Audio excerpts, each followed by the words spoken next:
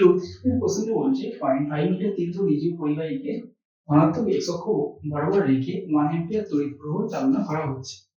পরিবাহীটিকে b = 2i cap + 4j cap Tesla মানে চৌম্বক ক্ষেত্রের মধ্যে রাখা হলে পরিবাহীর উপর যে বল প্রযুক্ত হয় তার মান ও দিক কি হবে সেটা আমাদের বের করতে হবে। তো কোন একটা পরিবাহীকে বললাম আমাদের এটা হলো এই দিক বরাবর এক্স অক্ষটা ধরে নিলাম, তাহলে এই দিক বরাবর রেখে রাখা আছে। তো এর দৈর্ঘ্য বলা আছে, পরিবাহীটার দৈর্ঘ্য এই দিক বরাবর বলা আছে 0.5 মিটার, আর বলা আছে এর ভিতর দিয়ে আমাদের 1 অ্যাম্পিয়ার তড়িৎ প্রবাহ হচ্ছে। তাহলে আমাদের এই পরিবাহীটাকে একটা চুম্বক ক্ষেত্র b = 2i cap + 4j cap Tesla চুম্বক ক্ষেত্রের মধ্যে রাখা আছে। তাহলে এর উপরে যে বলটা কাজ করবে তার মান এবং দিক আমাদের বের করতে হবে। তো আমরা এক্ষেত্রে যে বলের রাশিমালাটা যদি জানি m vector = I * n vector plus b vector.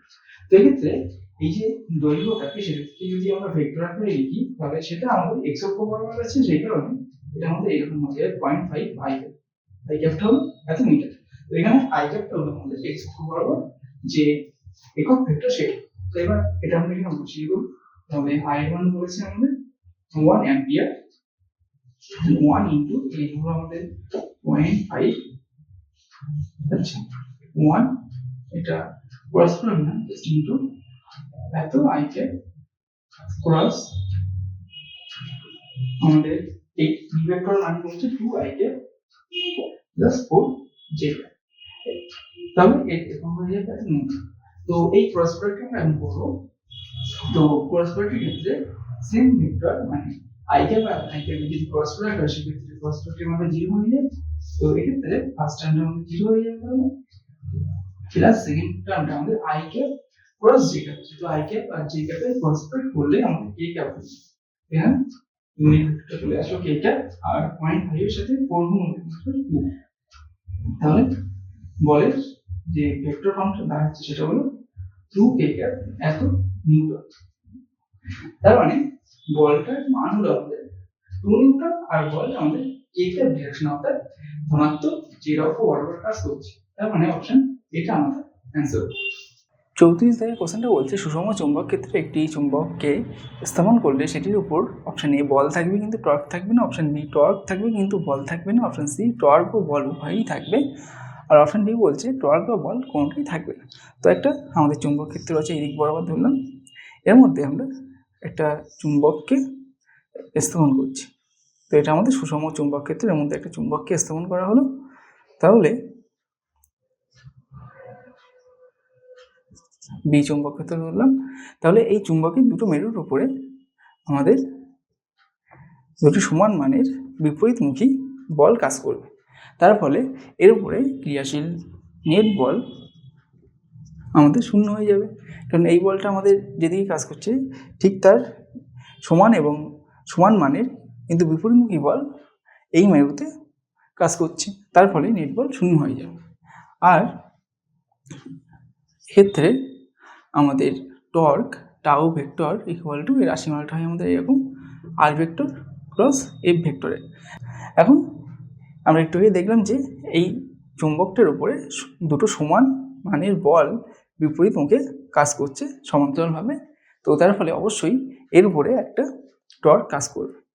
আর সেক্ষেত্রে আমাদের এই আর অর্থাৎ লম্ব দূরত্বটা হবে আমাদের এইটা। তাহলে এক্ষেত্রে আমাদের টর্কটা নট ইকুয়াল টু 0 হচ্ছে। তাহলে এর উপরে মানে চুম্বকটার উপরে আমাদের মোট বল শূন্য হবে কিন্তু একটা টর্ক থাকবে। তাহলে অপশান বিটা আমাদের অ্যান্সার হবে, টর্ক থাকবে কিন্তু বল থাকবে না।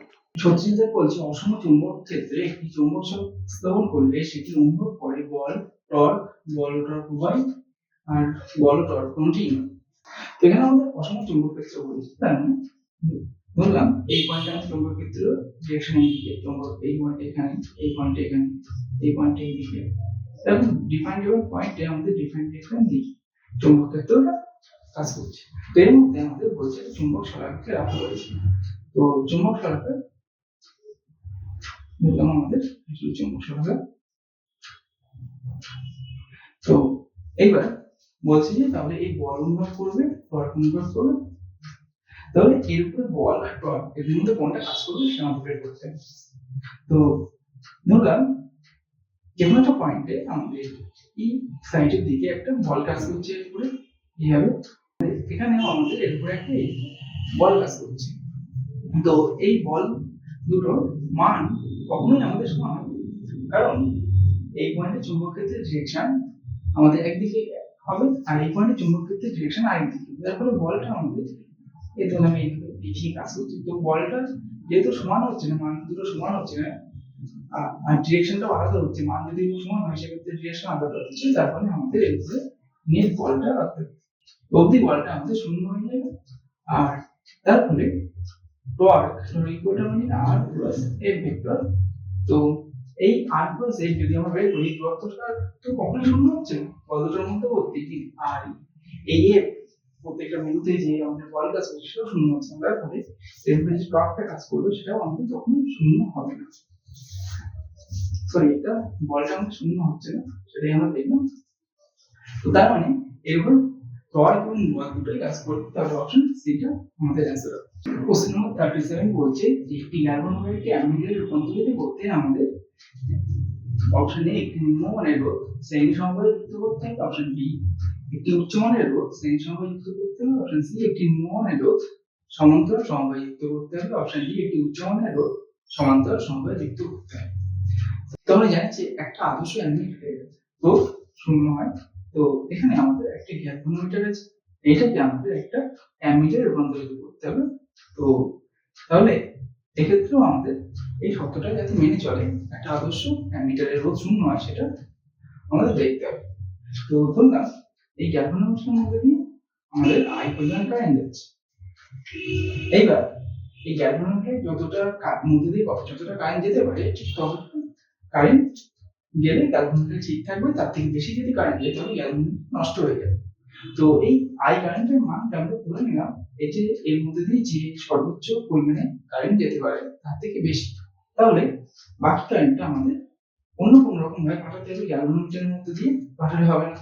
তো সেই জন্য আমরা একটা কাজ করতে পারি, এর সাথে এইভাবে একটা নিম্নমানের রোধ সমান্তরাল সমবায়ে যোগ করে দিয়ে আমরা গ্যালভানোমিটারের মধ্যে দিয়ে মানে এই কারেন্টটা টোটালটা এখানে পাঠিয়ে দিতে পারি।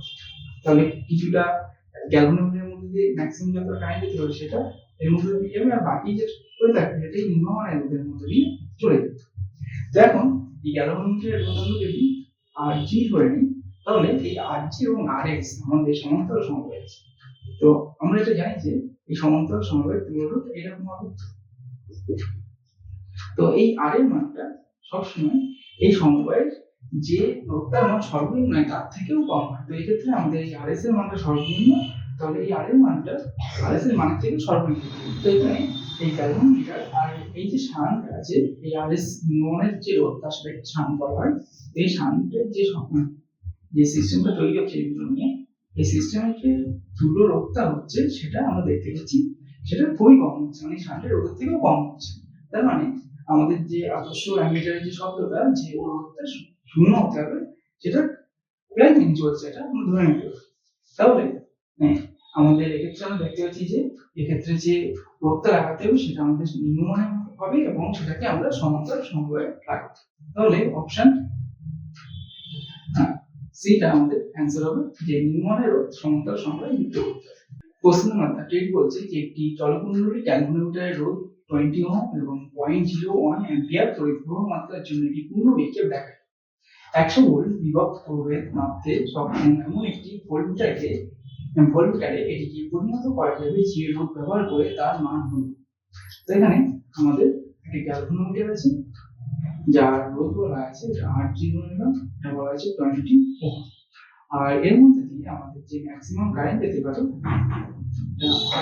ম্যাক্স বলছি সেটা বলেছে আমাদের 0.01 অ্যাম্পিয়ার। এখন 100 ভোল্ট বিভব প্রভেদ মাপতে সক্ষম এমন একটি ভোল্টমিটারে এই গ্যালভানোমিটারটিকে পরিণত করতে হবে, তাহলে আমাদের কত মানে রোধ ব্যবহার করতে হবে। তো আমরা জানি যে একটা আদর্শ ভোল্টমিটার রোধ সবসময় অসীম, এক্ষেত্রে আমাদের সেই শর্তটি যাতে মেনে চলে সেটা দেখতে হবে। তো তাহলে এই গ্যালভানোমিটারের সাথে যদি আমরা একটা উচ্চ মানের রোধ শ্রেণী সংখ্যা যোগ করি, যেটাকে আমরা RS ধরে নিচ্ছি, তো তাহলে এই টোটাল সিস্টেমটা মানে গ্যালভানোমিটার প্লাস এই যে এক্সট্রা রোধ শ্রেণী সংখ্যা যোগ করা হয়েছে, এই যে সিস্টেমটা হচ্ছে, এই পুরোটা আমাদের একটা ভোল্টমিটার হিসেবে কাজ করবে এবং এটা আমাদের 100 ভোল্ট ইকুয়াল টু 100 ভোল্ট মাপতে সক্ষম হয়। তো এটা আমাদের বলা আছে, আর এর মধ্যে আমাদের IG ম্যাক্স এই পরিমাণ কারেন্ট প্রবাহিত হচ্ছে। এখন আমরা এটা করার জন্য ওহমের সূত্রটাকে কাজে লাগাবো। তো আমরা ওহমের সূত্র অনুযায়ী জানি V equal to I into R। তাহলে এক্ষেত্রে আমরা এই ফর্মুলাটাকে এইভাবে লিখতে পারি, V ইকুয়াল টু I জায়গায় IG ম্যাক্স এটা বসে যাবে, আর এই R এর জায়গায় আমাদের বসবে এই দুটো রোধ, যেহেতু শ্রেণী সংখ্যা আছে তাহলে এদের যোগফল মানে এই শ্রেণী সংখ্যা এদের তুলরোধ হয়ে যাবে, এই রোধগুলো যোগফল যাবে RG প্লাস RC। এইবার এখানে মানগুলো বসিয়ে দিলে মানে বাঁদিকে আমাদের 100 হয়ে গেল, IG এর মান 0.01 আর RG এর মান আমাদের কোশ্চেনে বলা আছে 20 ওহম প্লাস RS। তো এখান থেকে আমাদের RS এর মানটা বের করতে হবে। এখান থেকে আমরা লিখতে পারি 20 plus RS equal to 100 by 0.01, কারণ এটা এদিকে গেলে আমাদের ভাগ হয়ে যাবে। তাহলে এটা উঠে গেল, আমাদের 100 গুণ হবে, তাহলে এটা হয়ে যাচ্ছে আমাদের 10,000। তো এখান থেকে আমরা RS ইকুয়াল টু পাচ্ছি এই 10,000 মাইনাস 20, তাহলে এটা বিয়োগ করলে আসছে 9880। তাহলে এখানে যে রোধটা আমাদের বের করতে হবে শ্রেণী সংখ্যা, সেটা হলো 9,980। তার মানে অপশন বি টা আমাদের অ্যান্সার।